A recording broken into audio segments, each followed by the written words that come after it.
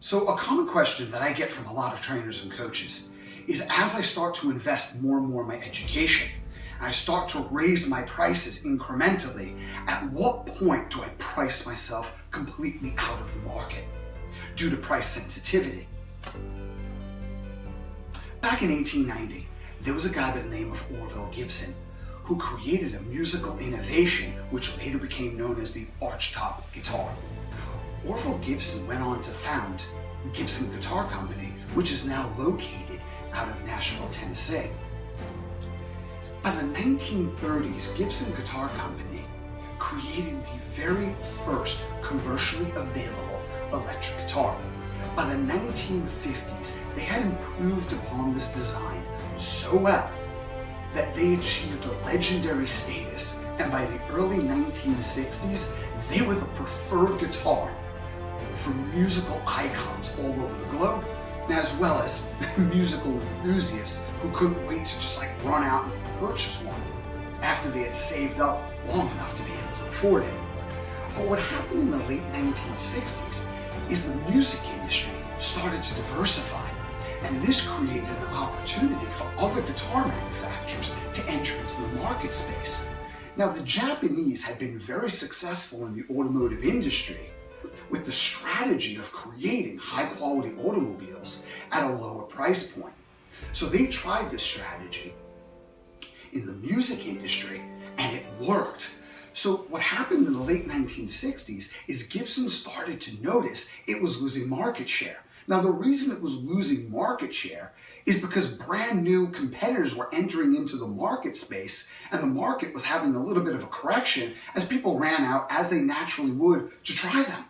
But the executives at Gibson misinterpreted this to mean that society was shifting and people were becoming more price sensitive and would no longer pay a premium for instruments like Gibson guitars, so they started lowering the price point of their guitars.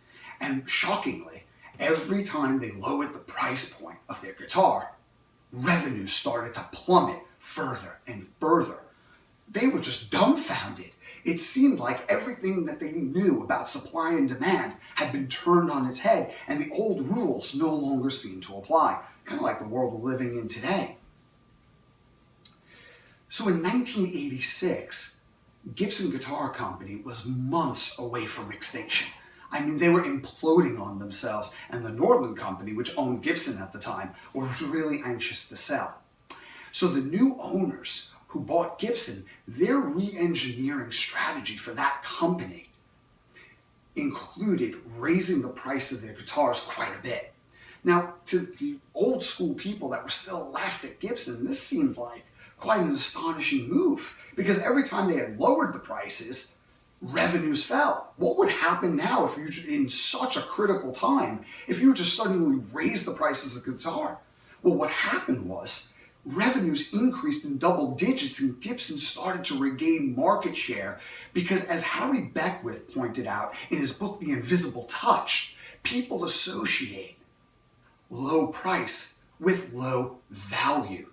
And when you're selling something, especially like personal training or coaching, that people are investing not only their time and their money, but they're investing their physical, mental, and emotional well-being with you. Low value is really scary. So I don't want to waste money, like $150 a week in personal training, if I'm not going to get a return on that investment, and I could also get injured, not just physically, but emotionally. But when you position yourself as someone who is high value, which is not synonymous with low price, you don't become an expense, you become an investment. And nobody is willing to waste money on useless expenses. But people will always, if they can, find a way to make an investment in something that truly matters to them, in something that allows them to have what they truly want and become the best version of themselves. Thomas Plummer, industry expert, speaker, and author, says that you should never discount, but always enhance. And how do you enhance? By continually going to courses, watching videos, okay, maybe not mine, but watching videos from industry experts who give you the tools and resources to demonstrate your value, thereby justifying your price right there on the floor, session by session, set by set.